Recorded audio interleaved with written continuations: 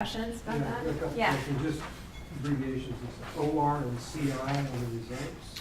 Oh, yes. The older building. Confidence. Let's see. And which section are you Results, on? yeah.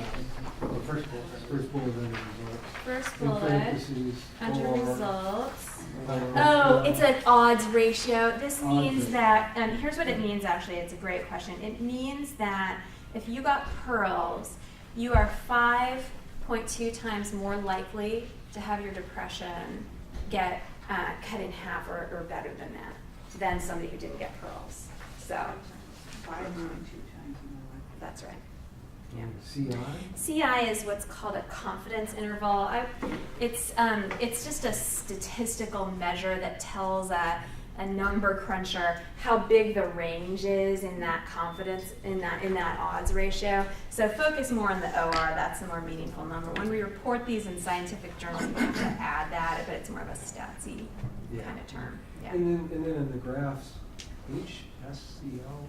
HSCL, that is the depression measure, and that's the Hamilton, which is just another depression interview. It's kind of considered more robust. You could also see the PHQ on that graph, and that's what most people would use now. It's briefer and easier to give. Oh, such good questions. This is kind of making me a little euphoric. Yeah. Maybe this is a dumb one, but the last two dots, improvement in functional and emotional well-being, is that measured by how do you measure that? That's a great question. And what the heck is this P? It's so funny when you back up from your field and you're like, yeah, what would P mean to anybody? This means, so when you do an analysis and you say, all right, were the Pearls people functionally better off, like they had more social contact, more physically better, and you say, yes, they were, and your graph looks nice, then you have to do this extra test to say, well, what are the chances that that would have happened anyway? Yeah. And you have to get less than a 0.01 chance that it would have just been random. So it means that P, if it's less than these little tiny numbers, 0.01, it means it probably wasn't chance. Very, very unlikely that it was just random as opposed to the intervention actually doing something. So it's sort of this like extra bar. What was the measurement tool? The measurement tool was the, we actually have them in your toolkit. There's I forget the name of the, I think in the the articles, measures. it probably cites those. I Yeah. can't remember. One of them was a quality of life yeah, scale. it's a quality of life scale, and you've got them either on your CD or in the workbook. It's like just a standard quality of life and emotional well-being.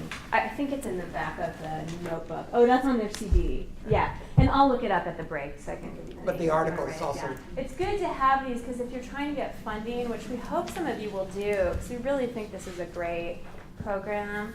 You know, these are the power. This is the vehicle to get people to pay for it. So would you use those outcomes, would you do those with people? Great in question. work I do the research? PHQ for sure because it's built into the program anyway. The other ones, I'd only do them outside of a research context if your funding depended on it, and then I'd add them in. But the most of the time, it's just, is the depression better?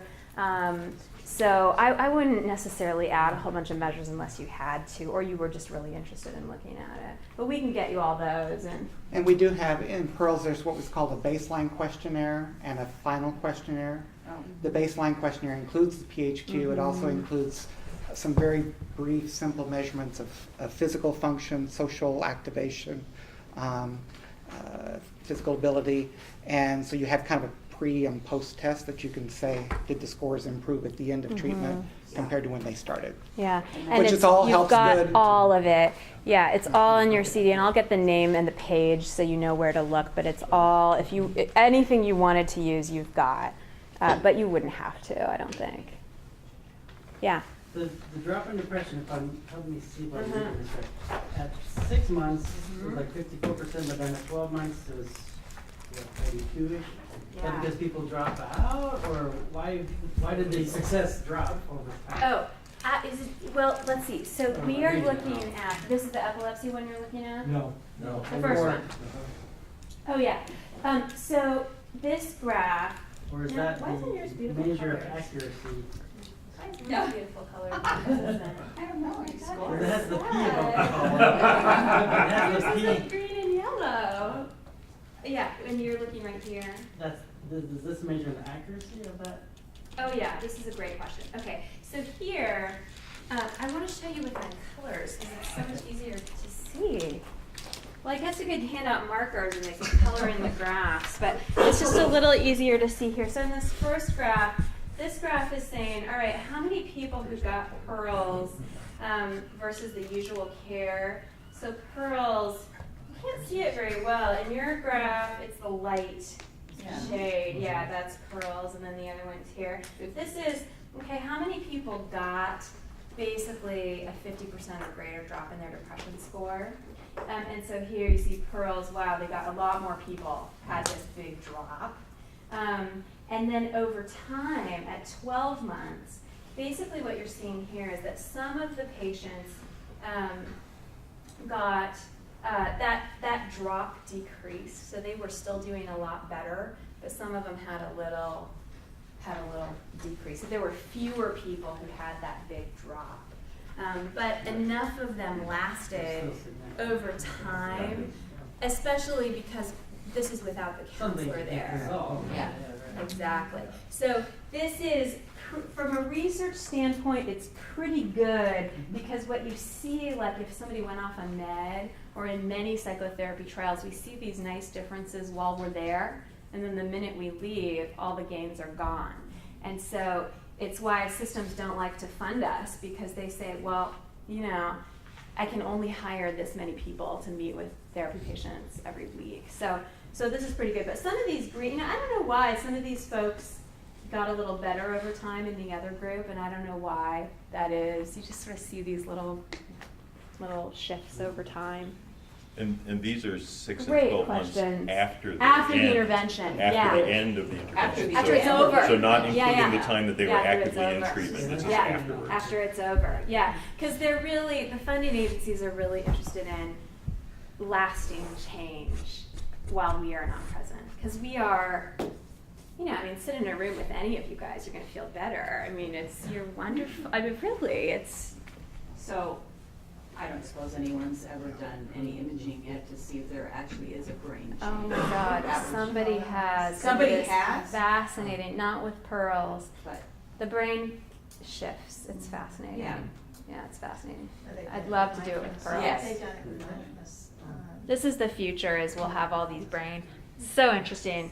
Yeah, you could get better from depression all different ways, and you see it's different parts of the brain that change, like with Yes. medication or That's therapy, right. different kinds of therapy. Totally fascinating.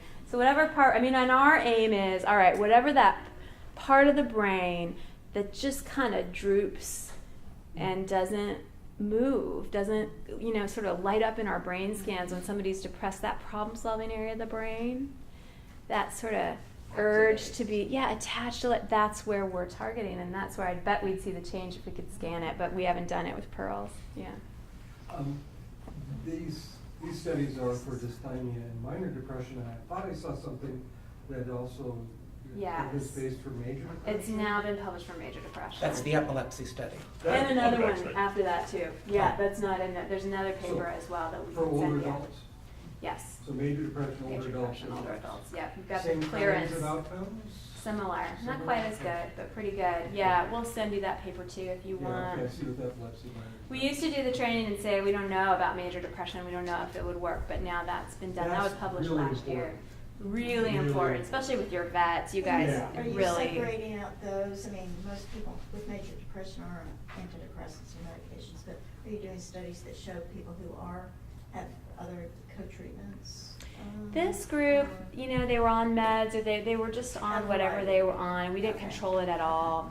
So it was a real variety. I think most people were on a medication, but it just varied. And then the Pearls counselor that was the other big important thing, is that in this study, there was a lot of encouragement of the Pearls counselor to talk to the med provider, and of the med provider to kind of listen up, like just collaborate together where there's a team, and they're talking. Imagine that. Yeah. Why don't we take this last question? Although it would pain me to stop the discussion, but I think it would pain some of you to continue. So let's take this one and then we'll move on from it. Yeah.